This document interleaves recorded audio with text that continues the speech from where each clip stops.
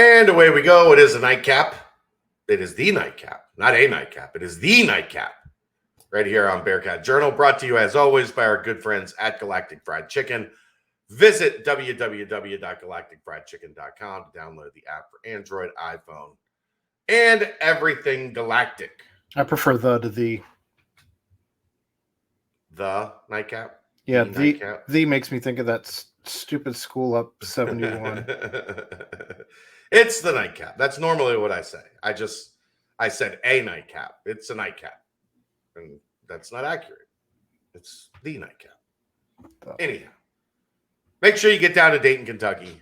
Tell them to pump it up. Get 15% off your order. I can't say yet, but we got some more big news in the award realm for our friends at Galactic Fried Chicken. More accolades for our good friends. Kind of like the 13 preseason standouts that haven't been announced yet. Right.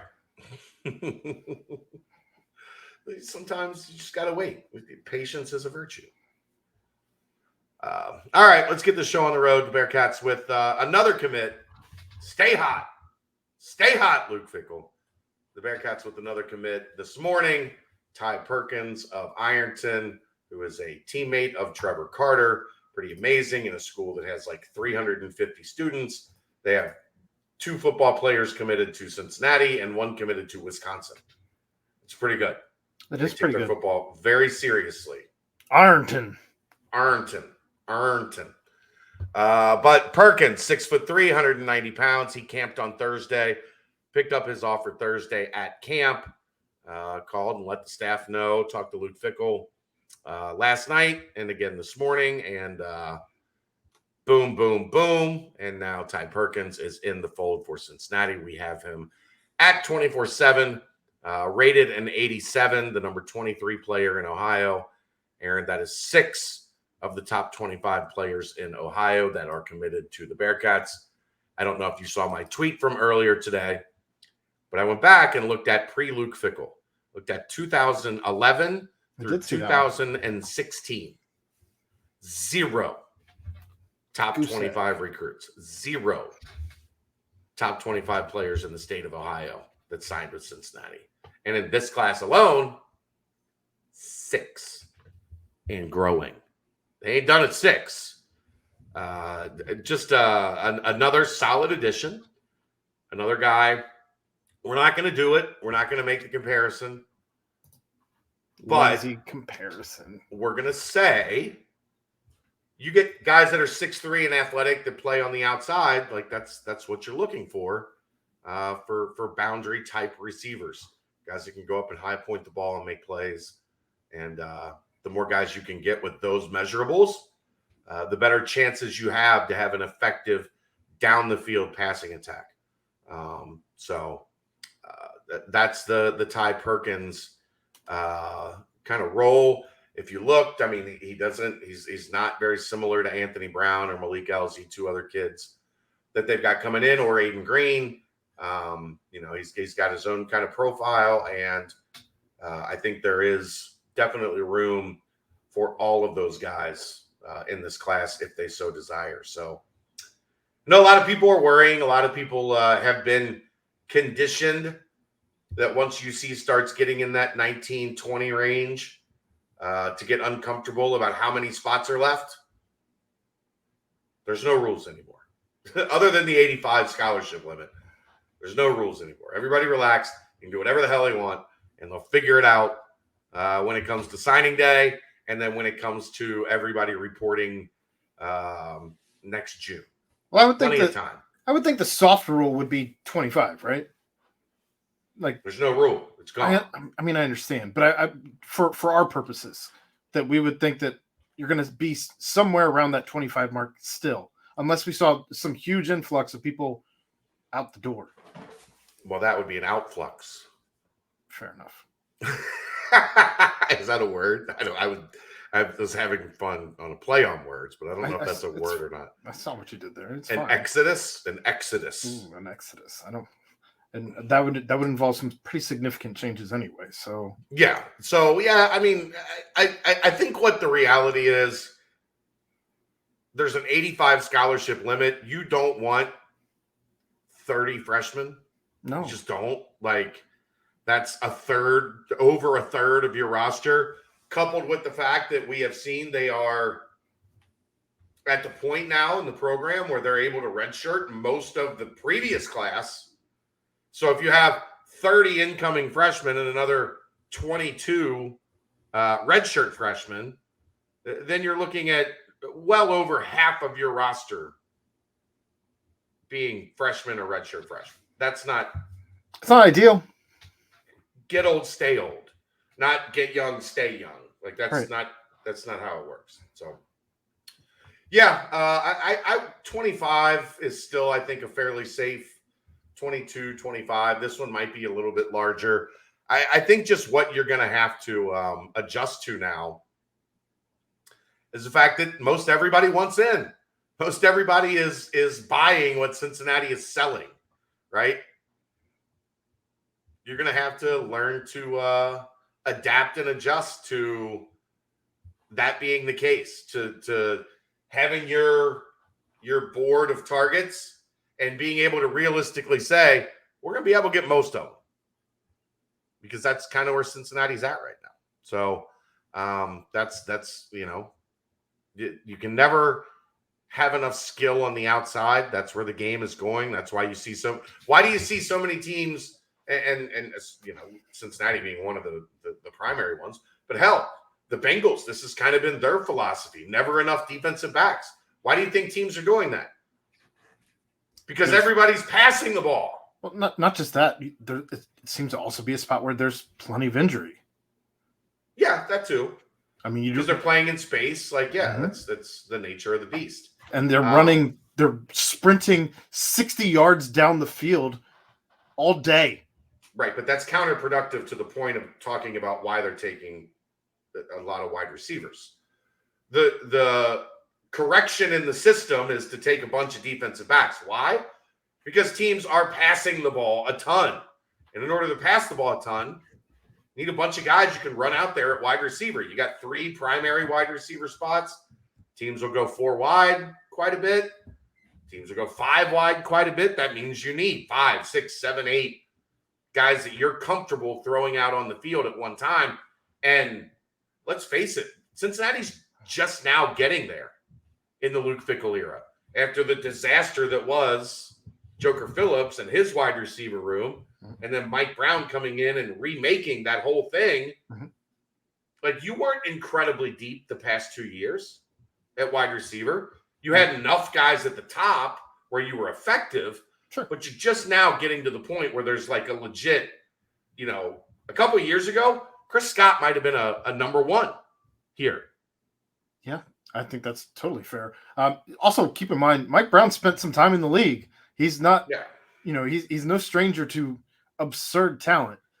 Yeah. I'm just saying, like, we're still in the growth process of Mike Brown running that wide receiver room. Absolutely. Because he had to start essentially from scratch. Outside of AP, like outside of Alec Pierce, he had to start essentially from scratch. So now you're going to, you're starting to see his type of guy. That, and you're also starting to see Trey Tucker and Tyler Scott and Jaden Thompson. Like, those guys are getting older. Right. And now you're going to need that next wave right behind them. So this is an important wide receiver class, although after seeing Quincy Burrows and Marcus Peterson over the weekend, I think they're going to be all right. I think they're going to also be some all right. Mike Brown guy. Well, I mean, yeah, Chino guys, but Mike Brown was still part of the Mike Brown regime, right? Yeah. So Ty Perkins, I think a good fit. I think fits in with what you're trying to accomplish with different guys and different style guys, and the ability to do all kinds of things in the passing game and not be like just one-dimensional on how you attack. I think that'll be interesting too for where they end up with Drew Donnelly. I mean, he's been kind of moving around on the field with some different positions. You don't know? I thought I saw him in the slot, and I thought I saw him on the Well, I outside mean, as well. they try to get everybody ready and used to. That's what I'm saying. Moving Like, just around a little just bit. in the future, I think it'll be interesting Yeah. to see where they kind of put some of those pieces once Quincy's on the field, moving from the threes. Once Marcus is on the field, moving from the threes. Once Drew Donnelly's on, it I should see what be you're saying. A very different interesting. position means Correct. something. I didn't mean that. I meant on the field, like where they're Yeah. putting the pieces, Where they're lining up. I got Yes. you. So, They would like AP Alec lined up in the slot more than people realized, because he had that versatility, to do different things. You want your guys to be able to do as many different things as possible, especially a guy like Drew that is an absolute burner. correct. Like if you can get him on a number 3 corner, there's a good chance he's going to be faster than that guy. The room is definitely much deeper than it was. Yeah. When I started this beat. So you hit me up today with the topic. I did. Let's have it. So Duke made it official as they bring in, and apparently it's only for basketball, from what it seems. Yes. But this is only for basketball. They because how much they invest in that football program, but they have a GM now for the Duke Blue Devils, for the basketball team, essentially going to be handling and trying to look over the NIL deals for the basketball players. And this made a splash in the collegiate world, as they're like, this is the new wave of what teams are doing with a new GM. This doesn't come as a surprise to you, though. Not really. I mean, it's kind of started to be the trend. Like it's just a GM is like she's not calling the shots. When you label somebody a GM, she's not making decisions on the players that John Shire is going to target. Like that's a little misleading in terms of the title that they gave her. The more common title that role is getting around the country is chief of staff. And as we saw, oddly enough, Justin Williams put out that article. Chris Lepore is the chief of staff for the basketball team. Greg Gillum is the chief of staff for Luke Fickell. Like that is it's growing. I don't want to say it's common. I would say it's an increasing position in terms of, because you need somebody to handle NIL. You need somebody to handle, and people will say, well, isn't chief of staff just a fancy name for like director of operations that was used for a long time? Well, Wes Miller also has a director of operations in Jake Thielen. And then Chris Lepore is chief of staff, which is a different set of responsibilities. So they're building in these staffs some different layers, because I know like the guys that used to be like Drew Steinberger, who works for the Pac-12 now, that job of ops was like 5 jobs in one. Like those guys were swamped. Mark Berger did that job after Drew left. That was a overwhelming job that they needed more than one person to do. And that's kind of where it's breaking down. Now it's interesting to know the woman that Duke hired used to be very hands-on in the Nike EYBL and was caught up in some of the FBI stuff. I thought that was also very interesting. Where she talked about she didn't like traveling with loads of cash on her. And if questioned, she would say she was using it to buy a car. Cars are expensive. Like, how much cash did you have on you, ma'am? I want to know whose name the title was in. These things are interesting. Duke's squeaky clean. Not as squeaky clean as you think, but this lady knows where a lot of the bodies are buried in terms of how things work in the recruiting world. So it's a good hire. I think for the purpose that she's going to serve, she is super connected and, knows a lot of people, most everyone in the basketball world. So it's a great hire. I just think my biggest takeaway in this whole thing, though, is how much like traction this seemed to get very quickly in the fact that, oh, Duke's hiring a GM. Cincinnati already did this. Yeah, but they just hired somebody big has name. a lot of name brand recognition. Her name's got some clout, sure. With the national media that likes to talk about these things, and it's Duke. And it's a woman in charge of the men's basketball team. I mean, that's and it's a change because they're calling her something that she's not. But that term has not been used before. Yeah. So it's flashy, right? She's sure. General manager. You think John Shire's going in her office like, yeah, excuse me, we were thinking about offering this kid. What's your take? That's a GM, right? Can we take the PJ this weekend to go make this visit? Right. Like we were thinking about have Timmy official visit next weekend. Is that okay by you? How many do we have left in the bank? Right. Like, come on. You really think her job is general manager? President of basketball operations? Why don't you just call her that?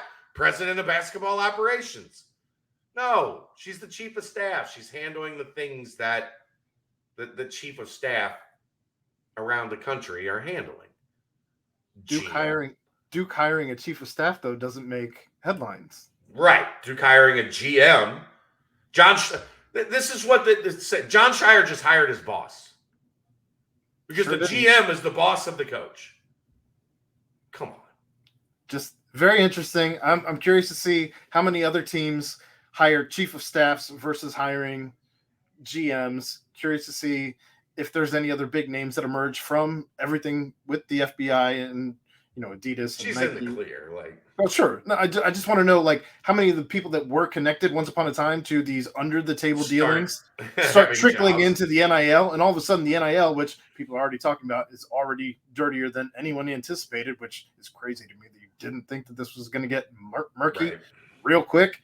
Yeah, and now you got people who already had their hands in that fire back in the line of fire here, just with wearing the white gloves now. So, yep.